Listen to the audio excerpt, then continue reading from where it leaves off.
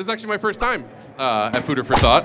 I've been watching it from afar and getting pretty jealous over the years. And for the folks that are in this bubble, I think it's easy to forget how hard it is to talk about these beers sometimes, to sell them, to make them, and getting together to do this as a group is kind of pretty critical, I would say, to the evolution of this category of sour, wild, funky, whatever you want to call it.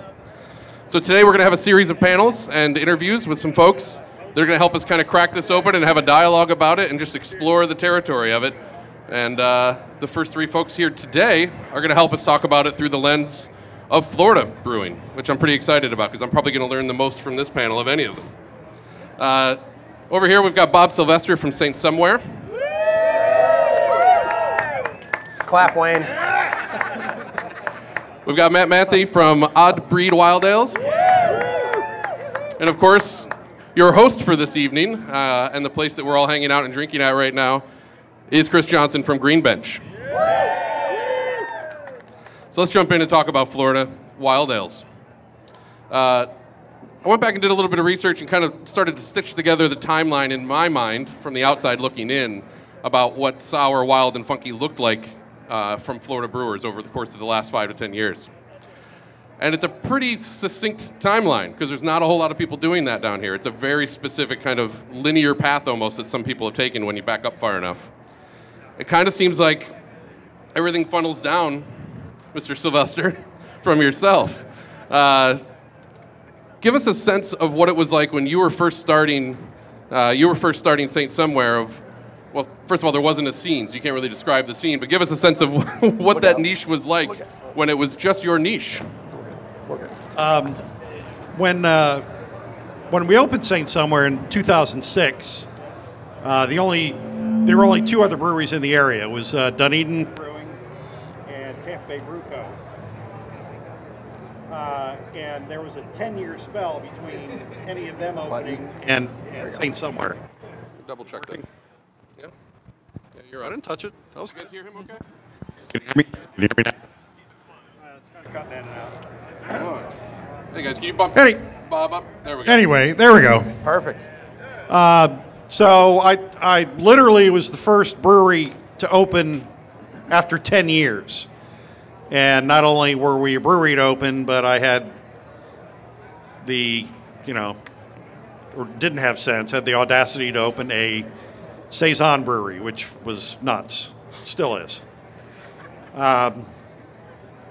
It was just something I wanted to do. I always loved Belgian and French ales and figured, what the hell to make this work on my scale, which was tiny and cheap.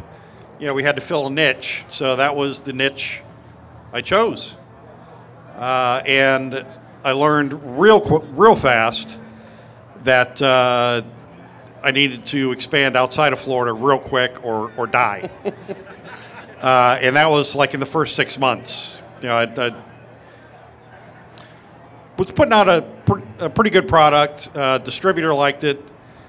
Consumer didn't know what the hell it was and couldn't identify with it. I think at the time you were, and you still to some degree are calling it Belgian beer, which is everybody kind of has to find their own way of describing what these beers are, and you chose the word Belgian, and I'm curious as to why that was the word that made sense to you. Because at the time that was the only way to describe it. If you called something a Saison or farmhouse ale, nobody knew what the hell you were talking about. Right. So putting the Belgian tag on it, kind of lumped it in with a known entity. Yeah, some of those higher end beer drinkers that had maybe traveled or were open to those kinds of things. Yeah. Yeah. I mean, we've since kind of moved away from the word Belgian and just, it's just farmhouse. Yeah. Now, Khris, I'm going to kind of peg you as number 2 on this timeline out of the 3 we have here. These kind of beers became a portion of what you're offering, but they're certainly not all you're offering. Part of your identity is devoted to these things, but not your entire identity. So where it might be, a niche that Bob kind of doubled down on, for you is very much part of a larger offering. You must have been looking at the people who came before you and making some decisions about what you thought you could produce and what would sell. Sure. I mean, yeah, we obviously make way more than just sort of farmhouse sour beers or wild beers. It was always an important part, I think, of the piece of the puzzle for us. always looking for a way, especially when we opened. We opened in 2013 in September, and we're the first like sort of production microbrewery in St. Petersburg. And so, you know, we also were the first brewery in the area, in the state, really the southeast country that ever had a Foeder. And so part of that was because when we opened, I never wanted to sort of settle for status quo, and something that's always been important to me, and not just on the farmhouse side or wild sour side, but all the beers we do, it was always important to sort of challenge not just the consumer and the market, but to challenge ourselves. Because I felt that if I challenged myself, I would always somewhat be, or try to be at least somewhat ahead of the curve, which would, I think, give us a lot more longevity than just, you know, being passed over. You know, maybe we're a hot thing right when we open, but if we're not challenging ourselves and pushing the boundaries and the scope of what the consumer what the local consumer is used to and comfortable with, if we didn't push them outside that sort of comfort zone, then eventually they'd have no reason to come back. And frankly, I would have no reason to want to do what I do unless I'm constantly challenging myself. So, and the reason we had the Foeder to start, my favorite farmhouse producers, which I was very passionate about those styles, and even about Bob's beers. I mean, in my previous job, I used to buy more more kegs of Bob's beer than probably anyone in Tampa at the time, and it was over there. And Caitlin, I had that as like a permanent handle, and I absolutely loved it. But the reason we got the Foeder was because my favorite farmhouse producers and wild producers and even sour producers had this very unique house culture. And that was something that was hard to describe to everyone here, but you could tell just by smelling this beer or tasting this beer that it came from such and such brewery. And that fascinated me, and I've always wanted St. Pete to have this identity that was so much bigger than just the local St. Pete, sort of scene. It was important to have a truly St. Pete brewery, but the only way that I was really going to change this area or impact it for the better is if I forced everyone to look at us. And so it was important to go beyond and greater than sort of just satisfying the local consumer, which was also very important as the first brewery here. But I was not confident in my own capabilities to create a house culture other than with oak. Because, the oak breathes, I felt a lot more confident that we would be able to go generation to generation over years and years, and now we're over 60 generations on the culture.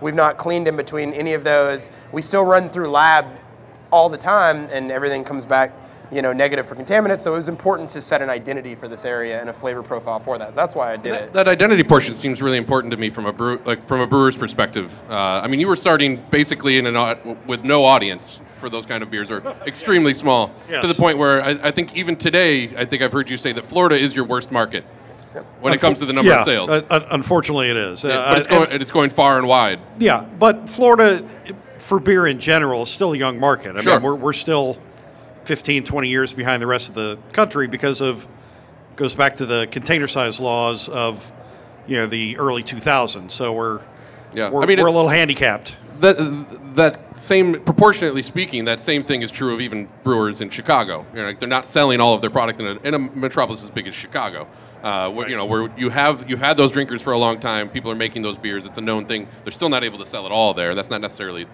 the goal for most of them anymore either. But so you're starting up in a scene where there's basically no customer. You've got to create it. You're starting with the word Belgian. You're opening up basically with a shared identity between the fresh beer side and the funky sour and wild side. Generation 3 on this very fast timeline. Matt, you're essentially going all in on a niche with an established vocabulary and selling. I wonder how much of it over your own bar. I would imagine most. The business model, the language, and the ability to open up in a market that's been a little bit of established market for that kind of drinker. That seems like a great position to be in. I would say yes and no. It has been an eye-opening experience for us. We did a lot of events before we had opened up, and we kind of found out that there were a lot of people locally that knew about the kind of beer that we make, but there were a lot of people. Good. Or. It's okay. There we go. There we go. Okay. We found out there were a lot of people that weren't familiar with what we're doing, and so education was definitely a big part of the process. We're a tiny brewery. We've only been open since November. And everything that we make is fermented with our mixed culture, wild yeast and bacteria, and aged in oak barrels. And so we're definitely new with that kind of concept. And we found that there are a lot of people that say that they love sour beers, and then they try our beer, and they don't really get it. They find that it's very different from what they're used to. And I think part of that is because there are a lot of kettle sours in the market in Florida. And there are good kettle sours out there. Khris actually makes a bunch of good ones, and he's the only brewer that's actually been able to fool me where I try one of his beers, and I'm like, oh, this is a kettle sour? Okay, this is great. But for the most part, I'm not a fan of kettle sours, and our beer tastes pretty different from most kettle sours. I love them. Did you say you love them? Is that recorded? Enter that into the record, please. We've found that a lot of wine drinkers actually like our beer, Yeah. Awesome. and a lot of women, and so a lot of what we've been doing, it's been trying to educate the consumer, but we're also being educated at the same time because we're trying to figure out what the Florida consumer wants. We're doing basically no distribution right now. The only little bit of distribution we've done has been for festivals like this. And we'll eventually do a little bit of distribution, but we've found that the taste that the market has for our beer is not always what we think is our best beer, and that has been both challenging but enlightening at the same time. Yeah, can you give me an example of something that is a beer that you take a lot of pride in, but didn't necessarily hit the market the way you had hoped, or your customer doesn't necessarily agree with you that that's the most interesting thing you make? This beer that we have here, our dry hopped Broken Tail, has been relatively well received. We did a non-dry hopped version of this. That was the first beer that we bottled up, and it spent 11 months in oak barrels. It was fermented and aged actually in red wine puncheons from Napa, and I like it a lot. It's a very subtle, delicate beer. It's a wild wheat beer at its base, so it's only 5% alcohol. It's very lightly spiced with Indian coriander and a little bit of fresh Tangelo zest from Florida. But it's meant to be a very highly drinking beer. The pH on it is 3.55, so it's tart, but it's not in-your-face sour. And there are some people I've found that have talked to us about it, I guess perhaps maybe not even reading the label. It says it's been aged for 11 months. And they tell me, this is a great beer, but I feel like it's been rushed. It's not sour enough. It doesn't have enough of this flavor or that flavor, and it's while I appreciate their comments and I understand that maybe they were expecting something else and maybe that's what we should be providing for them, the truth is that's never what we really sought to attain with that kind of beer. We wanted it to be approachable. We wanted it to be light, citrusy, refreshing, and very drinkable. And we feel like that kind of fills a void in our market down here in Florida. I feel like those types of beers are infinitely sessionable, and I think they're great for our climate. And I'm hoping that the consumer starts to appreciate that kind of style more, instead of maybe something that's just more in-your-face sour and loaded with a bunch of fruit. Because we're going to make those kind of beers too, because we have to. But I'm not as excited about them personally. Bob, what have you seen happen in the Florida scene that has perhaps contributed to a shift in who's drinking your beer? Do you have a sense of who the Florida drinker is that's interested in staying somewhere? Right now, it's kind of all over the place because awareness of what we're doing, what we're all doing, has risen. We're attracting people that would not have come in before. As Americans, we always want bigger, better, more. And going on what Matt was saying, it starts off with IPAs, and then everybody wants I want 100 IBU beer and double IPAs, and then they go to stouts, and it's got to be an imperial stout. Sours right now have to be frickin' sour. I mean, if they're not making your eyes water and your mouth pucker, and that's not what we do. I mean, we're trying to break into that. So, I mean, does that equate to an ascendancy of sour, but leaving you behind a little bit? No. Okay. I personally, I look at it as, all right, they're going to do that, and eventually find my beer. Okay. They'll settle down at some eventually. Yeah. How many people here think that's true? All right. Yeah, I think it's true. There's hope. Look at that. Look at all that hope.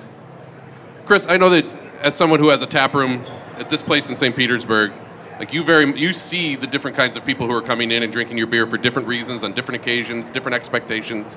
Out of your own, you even sell it differently in your tap room. You present it on a menu a certain way. You present it visually in the cooler a certain way. What do you want the expectations to be for this kind of category of beer from a green bench perspective? Do you want them to think of this as high end, or do you want them to think of this as drink it every day as a table beer? It's 4% grisette. I'm happy you said that. Yeah, it depends on the brand. It depends on the beer. But yes, I do believe, generally speaking, that what I would like to convey to the consumer is that, like, while these things are special, they shouldn't be unattainable. And I think that to me is the balance that I'm trying to find. That I'm often having a very hard time hitting, because having something available, generally speaking, to the local market and even a bit beyond, means that it's not good, means that it's not worth their time, means that it's not worth them to drink it, or worth their time to drink it. And so that's sometimes hard to I guess to explain, because we opened our doors with like a 4.3%, 100% Brettanomyces fermented grisette that took 3 months every time the beer is ready, for it to be ready.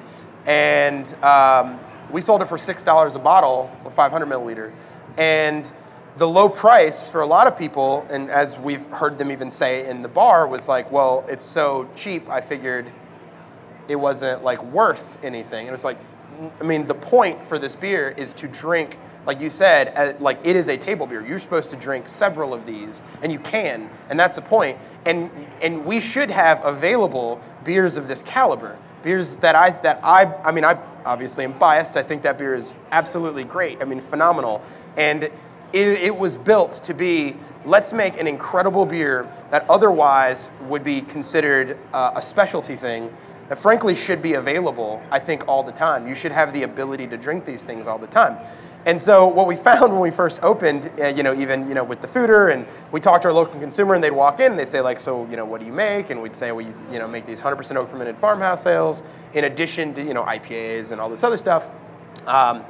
And they wouldn't order any of the farmhouse ales. They couldn't even pronounce them. Why would they? There was no context for these beers, which, as Bob was saying, most people have never heard of any of those things, and which is fine. It's not like the consumer's fault. Frankly, I felt that frankly it was the fault of the market. It was the fault of those beers not being available to the consumer. And so that's actually where Foeder for Thought was actually built from. Like, the festival came as, I wanted to do this premiere thing that was still, exclusive. Like, I didn't want a ton of people, because I think once there's a ton of people, this gets lost. But I wanted an intimate session with people that were interested in finding out more about these, and were interested in wondering, in people that ask the question, why do you make that? Yeah. Well, awesome. Let's build a setting. Let's give you an environment. And at the time, this was even more important. Now it's catching on. At the time of us opening, you couldn't find Jolly Pumpkin on the shelves here. I couldn't find a 100% Brettanomyces fermented beer. So how was I ever going to expect the consumer to understand that beer? Like, you're not going to be able to. Like, there's no pathway to it. There's no pathway. So the idea was, let me call up people in the industry and hope that they will send me their beers, so at the very least I can supply them to the local market. Because what I started doing is I started listing off breweries, Jester King and Allagash and Crooked Stave and Jolly Pumpkin and Anchorage, and they were like, I've never heard of that. It's like, well, of course you haven't. Like, why did I expect you to? You know what? Let's come back in March. We're gonna have this cool event. We're gonna bring all those beers here, and then you can try them. And so it's been exciting, because I've been a huge fan of Bob's and I've been a huge fan of Matt's forever, and I'm happy, his brewery's finally open, because I've just been drinking unlabeled bottles for, 5 years, which were awesome, and I appreciate them. But it's exciting that they're doing this now. Like, is that sort of is this crowd that we get once a year, is that having an effect on the overall expectation in the market in Florida for wild, funky, sour beers? I would hope so. I do too. I will say this. So like I said, the idea was to, and I wrote this in the emails on the first Foeder for Thought and subsequently the next couple.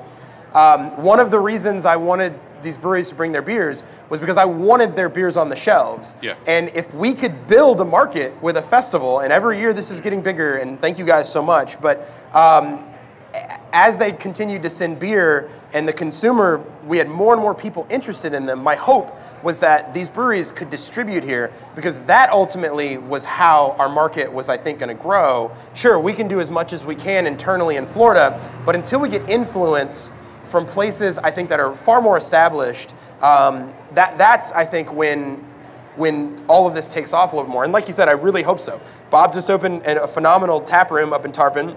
Matt just opened a brewery dedicated to these things.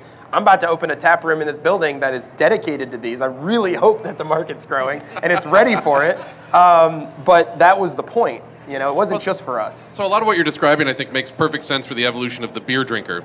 But Matt, one of the things that I was really interested in when I was looking further into your new operation is that you actually have wine available in the tap room as well. To me, that seemed like a really strong indicator of the different kinds of pathways available now for drinkers to come to these kind of beers from. And wine seems like wine's having a bit of a moment in certain cities around the U.S. Chicago, where I'm from, is very much one of them. People are talking about natural wine in a way that they seem to understand natural wine like that, but wild ales are still mysterious for some reason, which tells you everything about vocabulary and what kind of media is paying attention to them and how often they're seeing those words. What have you seen from the wine drinker that makes that a viable pathway to them becoming one of your drinkers? I think a lot of the wine drinkers, they're more interested in complexity, subtlety. I think they tend to just kind of naturally understand the process maybe a little bit more. I mean, our place is full of oak barrels. We have a lot more oak than we do stainless, and so a lot of people that come into our place for the first time, they think that we're a winery. Oh, they feel at home. Feels familiar. So it kind of made sense for us to have a good wine list, I guess. And so I unfortunately don't know a lot about wine. I'm trying to learn a lot more. Most of the reading that I do nowadays isn't about beer. It's about wine making. Awesome. Because I feel like, and I'll never know everything that I can about beer, but I feel like there are a lot of techniques that I can learn from the wine industry that would benefit the type of beer that I make. But also the approach, just kind of the focus on making something that has complexity and layers to it, but it's not rough around the edges. I think there are a lot of consumers, the beer geek crowd especially, that is looking for superlatives and whatever beer it is that they drink. They want the thing that's the most hoppy, the most chocolatey, the most vanilla, whatever it may be. Yeah. And our beer is not like that at all, and that's not what we're trying to achieve. Well, craft has sold this story of a long time of fuller flavor, right? Mm-hmm. Like that's what craft beer has become for so many people at this point. But what you're really selling is a process and an approach, kind of a technique almost. Flavor is an output of that. You're not selling something with a flavor ingredient the same way that a lot of beer has. It's become what most of craft beer is. Definitely. That's not to say you don't use fruit and things like that in a flavor way, but it's a little when different. We do, though, we still try to let the beer be kind of the vessel that showcases what that fruit is or spice or the barrel, whatever it may be. It's at the end of the day, we're still trying to achieve some type of complexity, I guess, and balance. So I think with a lot of the wine drinkers, maybe it's something in the wine world that I'm not all that familiar with, but I feel like they're a little bit more in tune with what we try to accomplish with our beers. We've even had some people that try our beer and they're like, "Is this blended with wine?" And we're like, no, it's not. It came from wine barrels, but it's been pretty interesting, I think, actually, to see. We have certain wine drinkers that come in and they actually identify some of the flavors in our beer better than a lot of beer drinkers do. And that's actually kind of cool. I feel like that they're able to pick out some of these flavors that I've tried to learn about myself, and they associate it with some type of wine that they had. Yeah, they have the palate for it. Yeah. Exactly. Basically. Mm-hmm. Wink, wink. I was reading a statement you just gave in an interview recently, I think within the last few months. You mentioned a shift from your bottle sales to draft sales, and it sounded pretty dramatic to me. I think it was 85% bottle, and now you're 75% draft. Yeah, that's correct. What's happening there that's forcing such a huge shift in your dynamic? Just getting out in the market. Right now I'm also moving away from 750s, which seem to be dead in the water. But the 500 milliliter that Khris does, that's kind of the sweet spot right now. That's a hard format for a lot of markets. Is the 500 mil working here okay? I personally think for us it's always worked better than 750s. Yeah. Okay. Yeah, 750s.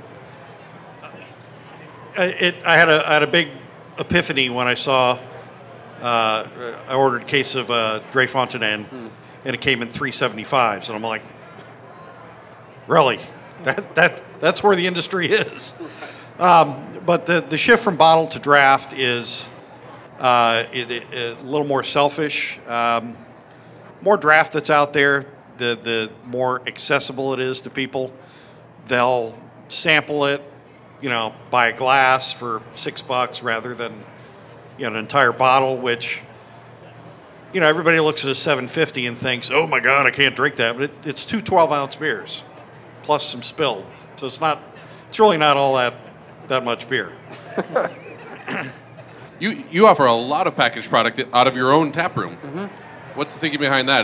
Does it move? I was astonished when I ordered it without really looking at the menu. Didn't realize it was a bottle menu. Was handed a bottle and it was like, okay. Walked out onto the patio and everybody's drinking out of bottles. Right. That is a really unusual sight for me in the markets that I see. Like to see so many people comfortable just sitting down and sharing with one other person in the patio. That's unexpected for me. Yeah, it's really unique, especially today because we're forcing everyone just to buy package today. So that's why that's the case. So for the festival, we switched all the draft to all the beers for the festival, so we're not offering draft today. Generally speaking, we move way more draft than package. However, package is rising. We have to put in a lot of effort to do it. Our tasting room staff, I'm constantly asking for feedback from them on, the discussions they're having with the local consumer and trying to figure out ways. I mean, we give them the freedom to, if you mention bottles to someone and try to mention it to literally everyone, if they show interest, it's okay to pop a bottle, and if they don't like it, it's fine. Like we'll cover the cost. So if you do want to try some stuff, that is an option.